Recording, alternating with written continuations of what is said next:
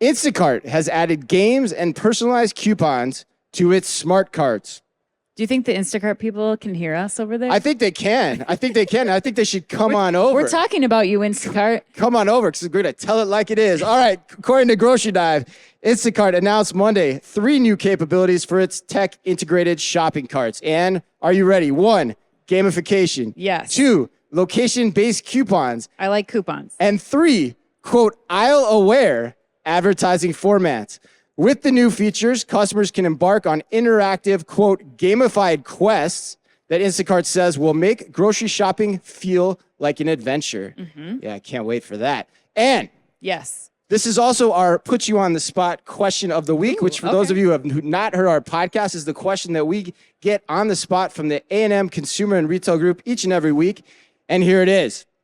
This week, you interviewed Instacart's Chief Connected Stores Officer at Grocery Shop, Mr. David McIntosh. we did. And discussed these enhancements. From that conversation, do you believe that Caper Cart's gamification is an effective way to get consumers over the hump of using smart carts? And can they truly, joyfully enhance, 2 adverbs, truly, joyfully enhance the standard grocery trip, which has been historically thought of as mundane and one to get through as quickly as possible?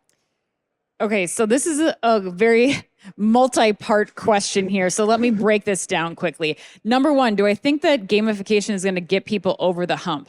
That's a stretch for me. I think that once they use it, then yes. So you still got to get people to use it. I think like we talked to David about yesterday, like, yes, if you can get a streak going, yes, I would start to use the cart more frequently. I mean, all the data that Instacart's put together shows that once you start using these carts, you continue to use them. The NPS score is high. People get value from being served up coupons in real time as they're walking through the store. So I like this idea. I still think that, from the retailers that we talked to that are using them, like it's still getting people to use them. So that's number 1. Right. I think that it will enhance the grocery shopping trip, because you're getting money back in real time. Right. It's helping you get through the store. And we both looked at the cart yesterday. I have to say, like, we're going to be on stage later today talking about like what our most surprising technology is of the show. And this is the Caper cart is one of my most surprising technologies. I had kind of written it off, and now we're looking at it again and seeing the benefits that it's providing. So I would say overall, I think that yes, this is going to be a more joyful shopping experience. Gamification is a cool way to do it. It's still going to take some effort, though, to get mass adoption and scale. What do you think, though? Yeah, the cart's growing on me. It really is. The whole idea. Yeah, and you know what?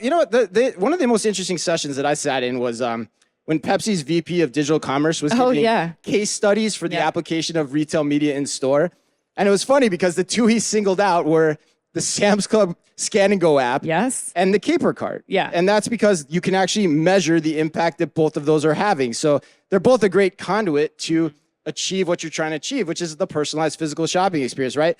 But so the question to me still comes down to, and this is why it's great, because it's like, let's take the Pepsi challenge literally on which one of these ideas is best, right? Sam's Club sees 30% adoption on Scan and Go, like I said before. Caper Cart's adoption is growing, but it's still not at that level. David McIntosh said what? In their best store, 10% of transactions are going through the Caper Cart. So my thought exercise is, why doesn't a grocer have the guts to do what Sam's Club is doing and go all in on the cart?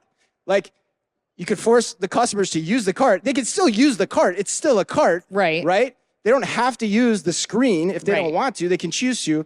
But I wonder if there are other fundamental things that are preventing grocers from taking that approach. It's an expensive cart. It's an expensive cart. You got to recharge the cart. There's nowhere to put a kid in the cart, necessarily without an add-on. There's no place to put the water bottles as well. The business model comes into play in terms of how Instacart's working with the grocers too. So there's all these factors, but I'm waiting for the day where someone gets as audacious as Sam's Club and says, let's take this Pepsi challenge and see what happens here. Because I think, to your point, if people use it, they really like it. So let's get people using it more. People like it. They use it. The retail media payoff is there. 40% of people are using the digital coupons from the cart that weren't before. Like, there's clearly an ROI there. It's just, how do you get the upfront capital to support it? And which grocer out there, of all of you in grocery shop land, are going to try it first? Chris dares you. I dare you. Yes, right.